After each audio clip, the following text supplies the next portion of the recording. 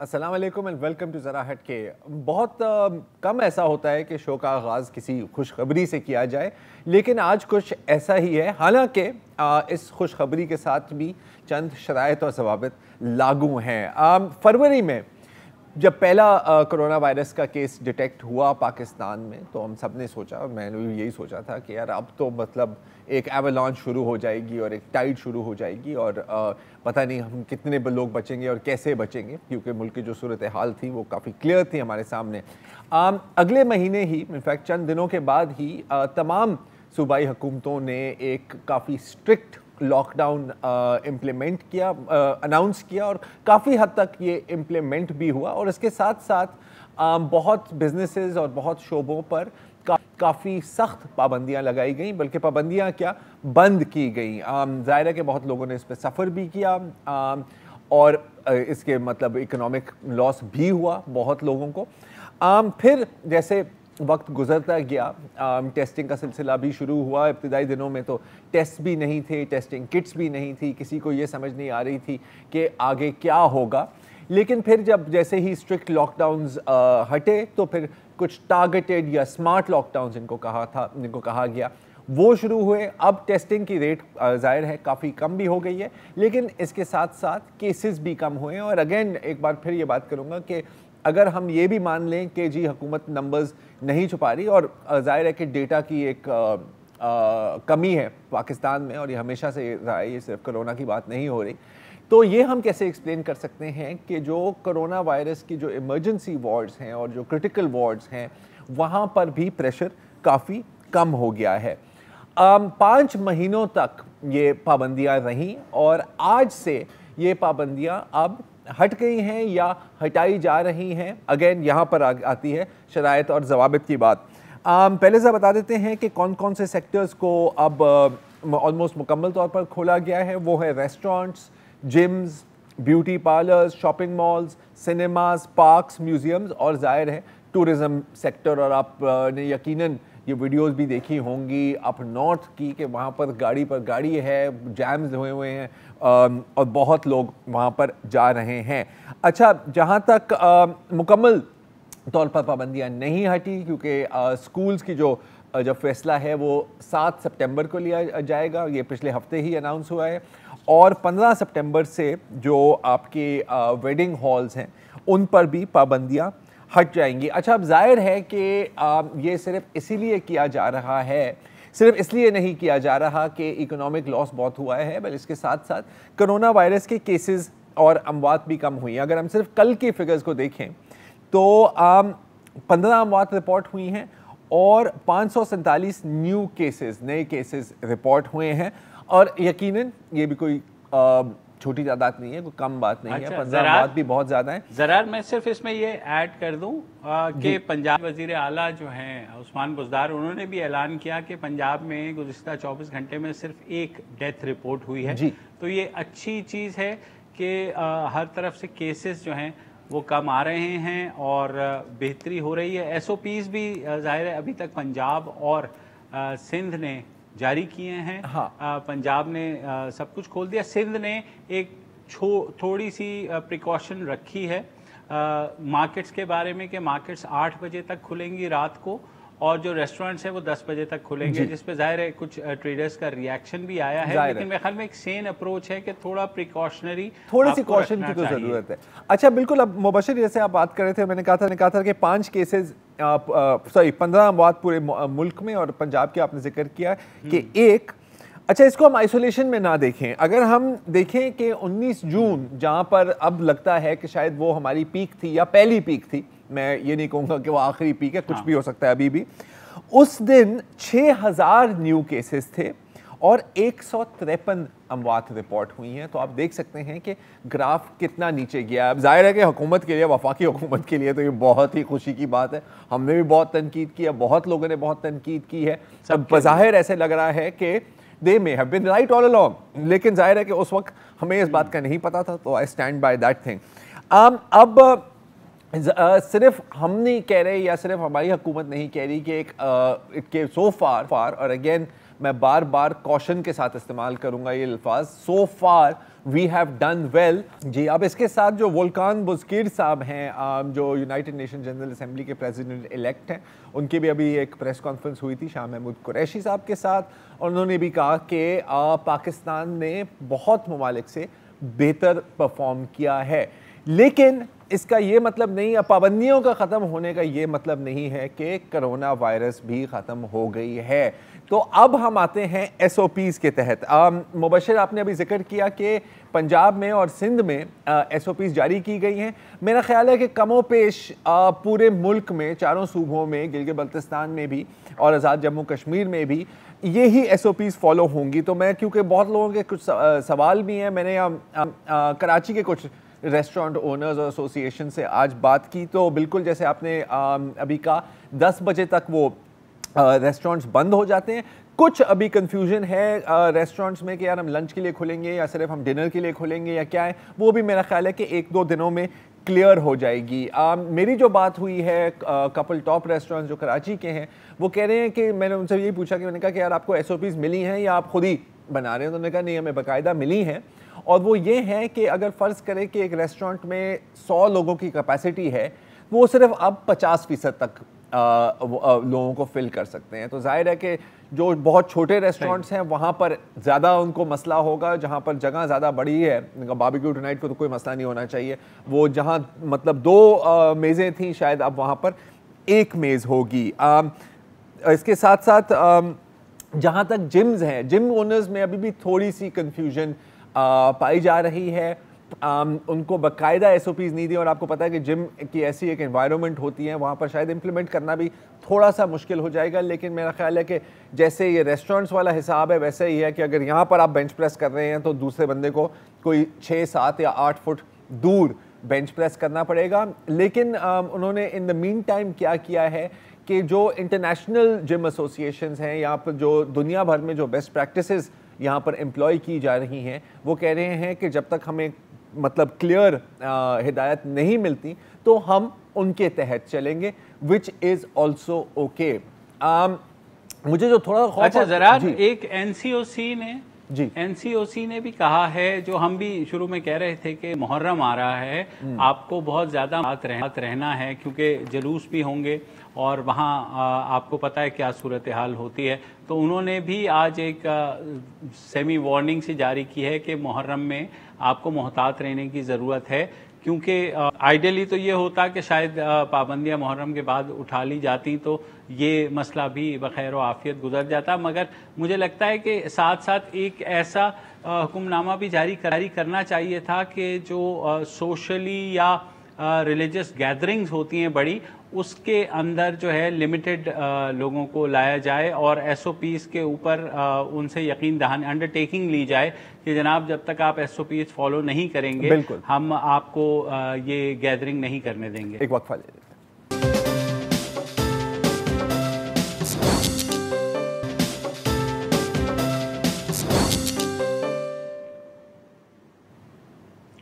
Welcome back. और सिंध के ज़िले नौशेर फ़िरोज़ की तहसील कंडियारों में एक मस्जिद में एक जो मस्जिद का पेश इमाम है, उन्होंने कुरान पढ़ने वाले आने वाले बच्चे के साथ जिनसी ज़्यादती की कोशिश की, और जिसकी CCTV फुटेज जो है वो सोशल मीडिया पे खासी वायरल भी हुई। पुलिस ने जो है दफ़ा 355 के तहत यानी असॉल्ट का मुकदमा दर्ज किया है। जो बच्चे के वालिदैन हैं वो ये कह रहे हैं कि पुलिस जो है बच्चे का मेडिकल नहीं करवा रही है और दबाव है उनके ऊपर कि वो किसी भी तरीके से कॉम्प्रोमाइज़ कर लें इस केस में। जो इसकी डिटेल्स पुलिस पर्चे में दी गई हैं वो यही है कि बच्चा कुरान पढ़ने गया था एक मस्जिद में, वहाँ मौलवी साहब कुरान पढ़ा रहे थे उसको, और इसी दौरान उन्होंने बच्चे के साथ जिनसी ज़्यादती की कोशिश की, जिसके बाद उनकी वालदा इत्तफाक से बच्चे को लेने वहाँ पहुँची। उन्होंने शोर भी मचा दिया। जो मस्जिद का इमाम है गुलाम अब्बास, वो वहाँ से फ़रार हो गया है। पुलिस ने अभी तक गिरफ़्तारी नहीं की है। प्रेस क्लब कंडियारों के बाहर आज जो है उनके वालिदैन ने एहतजाज भी किया है और कहा है कि पुलिस मुलजिम को गिरफ़्तार नहीं कर रही है। साथ ही साथ आज उन्होंने सेशन कोर्ट के अंदर एक दरख्वास्त भी दी है जिसमें ये कहा गया है कि इस वाक़े का नोटिस लिया जाए, कम से कम अदलिया की जानिब से ही। और ये भी कहा गया है कि पुलिस जो है दबाव डाल रही है और जो मकामी मजहबी रहनुमा हैं वो भी दबाव डाल रहे हैं फैमिली के ऊपर कि वो किसी तरीके से कॉम्प्रोमाइज़ कर लें। फैमिली ज़ाहिर है एक गरीब फैमिली है और वो इस बारे में एहतजाज करें। मेन स्ट्रीम मीडिया पर यह खबर जो है उतनी नहीं आई है अभी तक। KTN और सिंधी मीडिया ने इस पर खासा जो है इस चीज़ को कवर किया है। ज़रार कोई ही होता है जो हमेशा हो रहा है कि कॉम्प्रोमाइज़ के लिए दबाव डाला जा रहा है। और पुलिस ने भी जो जिनसी ज़्यादती है, पुलिस का कहना है कि अभी तक मेडिकल जो है वो कुछ सर्कमस्टांशियल एविडेंस ऐसा है कि जिससे लगता है कि कोशिश की गई है, ज़्यादती नहीं हुई, लिहाजा मेडिकल जो है अभी तक उसके तरफ नहीं गए हैं। और साथ ही साथ जो दफ़ा भी लगाई गई है, जो रेप की दफ़ा होती है वो 376 PPC होती है, यहाँ पर 355 लगाई गई है, जो कि ग्रेव असॉल्ट तो है अपनी जगह। हाँ देखें, अब मतलब अब ये थोड़ी सी अब टेक्निकल बात पर आ जाते हैं कि अगेन आई मीन जब तक मेडिकल नहीं होता तो हम ये तो नहीं हम दावे के साथ कह सकते कि जिनसी ज़्यादती हुई है, लेकिन इट इज़ बैड इनफ कि जिनसी ज़्यादती की कोशिश की गई है। अब जैसे आपने जिक्र किया, मैं भी जब अगर जब खबर को पढ़ने की कोशिश कर रहा था तो बिल्कुल आपने दोस्त फरमाया, सिंधी मीडिया और KTN पर यह खबर आ रही है, इक्की दुक्की छोटी वेबसाइट्स पर यह खबर आई है, लेकिन ये मंजर आम पर अभी तक नहीं आई। सरंग शर वाली जो कहानी थी, आपको याद है, थरी मीरवा वाली, बिल्कुल। उसका भी पैटर्न थोड़ा सा ऐसा ही था, लेकिन इसमें इससे भी कम शोर मचा है क्योंकि उस केस में वीडियो सामने आई थी, कुछ सोशल मीडिया एक्टिविस्ट ने उसको वायरल भी किया था, तो फिर हमें उसके बारे में पता लगा। अब माना कि आप कह सकते हैं कि यार इस तरह की तो दिन में पता नहीं कितनी कहानियां आती हैं, तो इसको इस तरह के केसेस को बार बार हाईलाइट करने का क्या फ़ायदा? मेरी नज़र में जो फ़ायदा ये है कि जैसे आप अभी जो वालिदैन का जो कहना है कि जी पुलिस दबाव डाल रही है, यकीनन ऐसा हो सकता है कि इलाके के जो रहनुमा हैं, चाहे वो सियासी हो या मजहबी हो, वो भी दबाव डाल रहे हैं कि कॉम्प्रोमाइज़ करो। ये मैं मानने के लिए तैयार हूँ क्योंकि 90% केसेस में ये ही होता है जब पावर डायनामिक आपके फेवर में ना हो। तो हाईलाइट करने का मकसद ये है कि वो अगर कॉम्प्रोमाइज़ करने की कोशिश कर रहे हैं, हम उसको काम को थोड़ा सा मज़ीद मुश्किल कर सकें। अगर एक आउटक्राई होती है, अगर शोर मचती है, तो पुलिस पर भी प्रेशर आता है, इंतज़ामिया पर भी प्रेशर आता है। अनफॉर्चुनेटली ये प्रेशर सिर्फ उस वक्त तक रहता है जब कैमरे, और यहाँ पर तो कैमरे भी इस पर फोकस एज सच नहीं कर रहे, या सोशल मीडिया इस पर फोकस करता रहता है। लेकिन आपको पता है इन हर एक चीज़ की एक शेल्फ लाइफ होती है और फिर हम दोबारा घूम फिर कर वहाँ ही पहुँच जाते हैं और किसी नए केस के बारे में बात कर रहे होते हैं। और क्या ख्याल है वो सर? हाँ, एक तो ये डायमेंशन जो आप उन्होंने बताई, दूसरी डायमेंशन ये है कि देखें हर शोबे में काली भेड़े हैं। जाहिर है कि जो दीनी हलके हैं उनमें भी काली भेड़े हैं, जिसका आए दिन ये पता चलता रहता है कि ये पेश इमाम पकड़ा गया, वो मुअज्जिन पकड़ा गया, बच्चा कत्ल हो गया मस्जिद वगैरह में। मुझे मतलब जाहिर है एक इंसानी कमज़ोरी है, शैतान किसी पे भी सवार हो सकता है, लेकिन मुझे एक हसरत ये है कि जो जय्यद उलमा कराम हैं इस मुल्क के, इस पाकिस्तान के, उनकी तरफ से जब हर तरह की जो गुस्ताखी है और हर तरह की बेकायदगी है उस पे फौरन मजम्मती बयान आता है और जुलूस निकल आते हैं, घेराव जराव धरने शुरू हो जाते हैं। मुझे हसरत है कि इनके दरमियान जो काली भेड़े हैं, काश वो उलमाए कराम इज्तिमाई तौर पे उनके खिलाफ भी कोई छानबीन करें, कोई मुतालबा करें, या एटलीस्ट कोई बयान मजम्मत ही दे दें। मैं ये ताकि लोगों में ये तासुर ना पैदा हो कि ये भी बिल्कुल उसी तरह है कि जिस तरह किसी डॉक्टर का गुनाह छुपाने के लिए तमाम डॉक्टर मुत्तहद हो जाते हैं, इंजीनियर का गुनाह छुपाने के लिए इंजीनियर एका कर लेते हैं, उसी तरह उलमा भी एका कर लेते हैं। तो कम से कम मैं उलमा से ये तवक्को नहीं करता हूँ। उन्हें चाहिए कि इस तरह के अफ़ाल की मजम्मत करें, खुल के बताएं कि ये कौन लोग हैं और इनसे हमारा ताल्लुक नहीं है। एक वक्फा ले लेते हैं।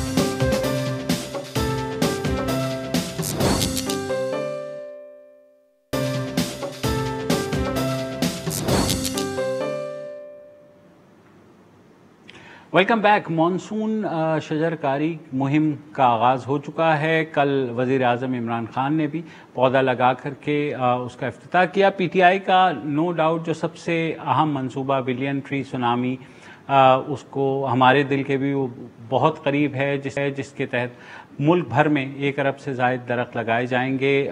कल वज़ीर आज़म के मुशीर जो हैं माविन ख़ुसूसी मलिक अमीन असलम ने भी कहा कि 20 लाख पौधे लगाने का उनका प्लान है। बहुत अच्छी बात है और हर तरफ से अच्छी खबरें आ रही थी, मगर एक वाक़े ने बिल्कुल चौंका दिया। ये वाक़या हुआ है ज़िला खैबर में, जहाँ जो मकामी इंतज़ामिया है वो टाइगर फोर्स के जो ताउन से 12,000 पौधे लगा रही थी एक जगह पर, और अचानक वहाँ कुछ लोग आ गए और उन्होंने वो सारे पौधे उखाड़ फेंके। अब उस पर ज़ाहिर है खासा शोर मच गया और ये कहा जा रहा है कि ये जो अफराद थे इनका ताल्लुक़ कौम सिपा से था, जो आफरीदी कबीले की एक झेली शाख है। जो FIR पुलिस ने दर्ज की है वो रेंज फॉरेस्ट ऑफिसर की दरख्वास्त पर की गई है। 6 अफराद को हिरासत में भी लिया गया है और इस सारे वाक़े की तहकीकात का भी हुक्म दिया गया है। कुछ जो है अब खबरें ये आ रही हैं कि मकामी माहिदीन का एक जिरगा हुआ है जिसमें ये फैसला किया गया है कि ये जो वाक़या हुआ है ये गलत हुआ है और कौम सिपाह जो है उसी के लोग वहाँ जाकर के अब दोबारा से वो दरख्त लगा रहे हैं। 12,000 जैसे मैंने कहा कि दरख्तों का प्लान था, तो वो दरख्त उन्होंने उखेड़ फेंके। 500 जो बेलचे वहाँ लाए गए थे वो भी ले गए। बकौल इस FIR में ये सारी चीज़ें दर्ज हैं। तो जो पुलिस का कहना है वो ये कह रहे हैं कि हम अभी भी जो है FIR में परसू करेंगे। जो जिरगा हुआ है बिल्कुल बहुत अच्छी बात है कि उन लोगों ने वापस आकर के पौधे लगाए, मगर ज़रा मुझे समझ नहीं आती कि पौधे उखेड़ने क्या अचीव हो सकता था। देखिए यहाँ पर तो जी वो सर मैं इजाफा करना चाहता हूँ कि ये पौधे बुनियादी तौर पे उखेड़े क्यों गए। वो इसलिए उखेड़े गए कि जो एक वर्जन है जो कि सरकारी अफसर भी कोऑपरेट करते हैं, नाम ना बताने की शर्त है ऑब्वियसली, वो ये कहते हैं कि जिन साहब ने जिनकी ये जमीन थी, जिन्होंने कहा कि मेरी जमीन है और मैं एग्रीमेंट होता है बाकायदा कि जी हम आपकी जमीन पे इतने टुकड़े पे शजरकारी करेंगे, तो उसने एग्रीमेंट तो कर लिया लेकिन ये नहीं बताया कि इस जमीन में बाकी भी हिस्सेदार हैं। अब बाकी हिस्सेदारों को जब पता चला कि उनके से पूछे बगैर इन साहब ने ये मायदा कर लिया शजरकारी का, तो फिर वो जाहिर है कि वो उनका मीटर घूम गया और वो अपने बंदे लेके आ गए और उन्होंने पौधे उखेड़ दिए। एक वर्जन ये भी है और उसके बाद फिर गलतफहमी दूर हो गई, अब क्लियर हो गया मामला। हाँ, अब देखिए, अब जाहिर है कि जो मतलब ऐसा करना नहीं चाहिए। अब जाहिर है कि एक दरख्त अगर लग रहे हैं तो उसको उखेड़ के फेंकने की बहुत एक बुरी बात है और मज़हब भी इसका इजाज़त नहीं देती। लेकिन जाहिर है कि अगर वो समझ रहे थे कि जी ये कोई एक मंसूबा बनाया गया है हमारी ज़मीन पर कब्ज़ा करने का, कि जी देखें अब तो दरख्त लग गए, अब आप यहाँ पे नहीं बैठ सकते, तो उनका रिएक्शन फिर थोड़ा सा समझ में में आता है। लेकिन अगेन अच्छी बात है कि अब सुलह हो गई है। अब FIR का क्या बनेगा मुझे नहीं पता, लेकिन जहाँ तक अगर हम इस पूरे मंसूबे को देखें और जाहिर है कि इसके बारे में हमें इसकी कितना सक्सेसफुल रहा है ये तो हमें साल 2 साल में ही पता लगेगा। कोई दरख्त लगाए गए हैं, कोई एक फसल नहीं है गंदम की कि 6 महीने में तैयार हो जाएगी या 7 महीनों में तैयार हो जाएगी। लेकिन इतनी बड़ी मुहिम जो पूरे मुल्क में चलाई जा रही है उसमें मेरा ख्याल है हमें एक्सपेक्ट करना चाहिए कि इस तरह के इक्के दुक्के वाक़ये होते रहेंगे। अच्छा, मैं आपको एक मज़ेदार बात बताता हूँ कि अब यहाँ पर तो बड़ा क्लियर था कि क्या हुआ है, कम से कम कि किसने किया है, और बाद में 1-2 दिन में ये भी क्लियर, ऑलमोस्ट क्लियर हो गया कि क्यों ऐसा हुआ है। भारतीय सोशल मीडिया पर पिक्चर अभी थोड़ी सी मुख्तलिफ दिखाई जा रही है। एक BJP की पार्टी मेंबर हैं, जी हाँ, तो उन्होंने यही वीडियो ट्वीट किया और काले झंडे थे, आपको पता है उसके जिन लोगों के हाथों में, और उसमें ये वो जो कैप्शन दी गई कि ये लोग कह रहे हैं कि जी ये काफिर दरख्त हैं और इस्लाम दरख्त लगाने की इजाज़त नहीं देता। कसम से, I am not making this up. ये अभी स्क्रीन पर तारिक फतेह की भी ट्वीट चल रही है, 3-4 और लोगों की भी ट्वीट चल रही है, और फिर ये भी कहा कि जी देखें ये तो मतलब देखें कितने बुरे लोग हैं, और वैसे भी ये जो बिलियन ट्री सुनामी है ये तो मोदी की कॉपी की है आप लोगों ने, आपके पास कहाँ से ऐसा आइडिया आता है। और यार इतने ढीठ हैं कि 50 लोग नीचे कमेंट्स में बोल रहे हैं कि यार कुछ शर्म कर, यार कुछ मतलब कोई शर्म होती है, कोई हया होती है, ऐसा नहीं हुआ। वो फिर भी बैठे हुए हैं अपने मौक़िफ़ पर, और ज़ाहिर है ये कोई गलत फहमी नहीं है on their side, this is also part of a full propaganda campaign. अच्छी बात यह है कि यहाँ पर लोकल अथॉरिटीज़ ने इमीडिएट एक्शन लेकर चीज़ों को संभाल लिया।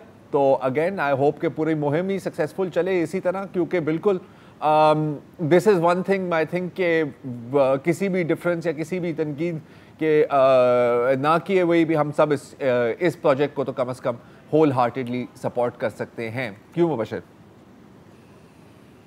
बिल्कुल, और जाहिर है जैसे हमने देखा, अभी हमने एक प्रोग्राम सिंध पे भी किया था जो मैंग्रोव वहाँ पर लग रहे हैं, तो एक एफर्ट ज़रूर हो रही है। पाकिस्तान में दरख्त जो हैं वो कम होकर के सिर्फ 3% रह गए हैं। तो हम सबका कौमी फरीज़ा है कि ऐसी कोई भी मुहिम हो तो कम से कम उसको सपोर्ट करें, उसमें पार्टिसिपेट करें। इस तरह के वाक़यात ज़ाहिर है अगर गलत फहमी की वजह से भी हुए या जैसे भी हुए, मेरे ख्याल में बातचीत से मसला हल हो जाना चाहिए था। इस तरह पौधे उखाड़ेंगे आप तो ज़ाहिर है खबर बनेगी तो वो इंटरनेशनली भी पिक होगी, मगर जो ओवरऑल सपोर्ट है मेरे ख्याल में इस मुहिम की, वो अपनी जगह इंटैक्ट रहेगी। और ऐसे इक्का दुक्का वाक़यात जैसे आपने कहा इस मुहिम को मुतासर नहीं कर सकते। एक वक्फा ले लेते हैं।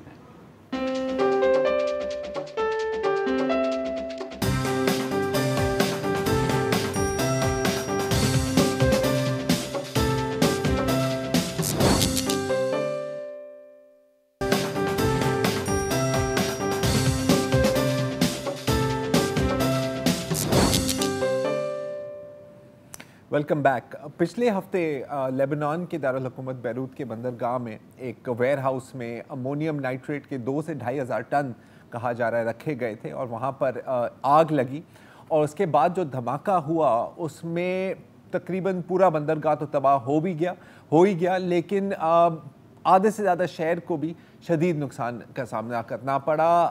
अब तक जो एतलात हैं कि तकरीबन 170 लोग जहाँ बहक हुए हैं, लेकिन 200 से 300 लोग अभी तक लापता हैं। तो अभी तक हमें ये भी नहीं पता कि कितने लोगों की जानें गई हैं इस हादसे में। अब जाहिर है कि इसके बाद पहले दिन तो एक शौक रहा पूरे मुल्क में और पूरे शहर में, लेकिन उसके 2 दिन बाद, और ये आप देखें लेबनान की आवाम, हम अपने आप को कहते हैं ना हमेशा कि पाकिस्तान बड़ी रेजिलियंट नेशन है, इनकी आप रेजिलियंस देखें कि ये खुद निकले बाहर झाड़ू हाथ में और अपने शहर की सफाई खुद शुरू की। अच्छा, अब ये उनकी शायद कोई बहुत बहादुरी नहीं थी, ये उनकी हुकूमत की नाअहली का एक सबूत है।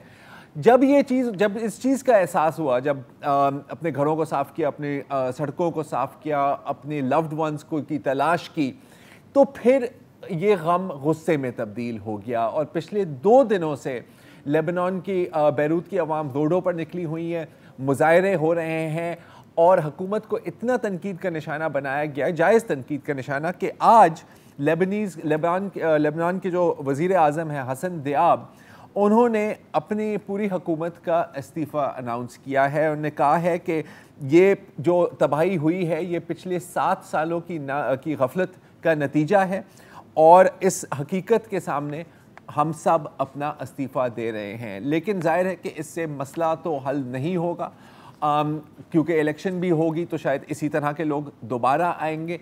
तो बैरूत की आवाम क्या करे? मुजाहिरीन मुजाहिरीन का आपको एक क्लिप दिखाना चाह रहा हूँ।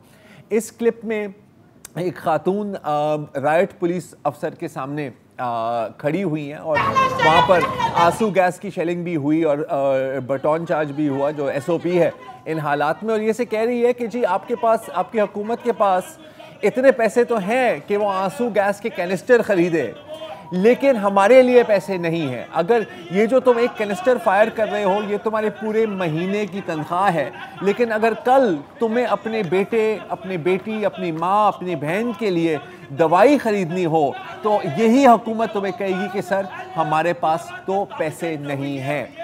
अब जहाँ तक रिकन्स्ट्रक्शन और रिलीफ की बात है तो फ्रांस के सदर मैक्रोन आए लेबनान, और वहाँ पर उन्होंने एक ऐलान किया कि $300 मिलियन का एक फ़ंड बनाया गया है और वो फंड लेबनान की हुकूमत को नहीं दिया जाएगा बल्कि लेबनान की आवाम को डायरेक्टली पहुंचाया जाएगा। इससे आपको ये भी अंदाज़ा हो रहा होगा कि लेबनान की हुकूमत की रेप्यूटेशन क्या है।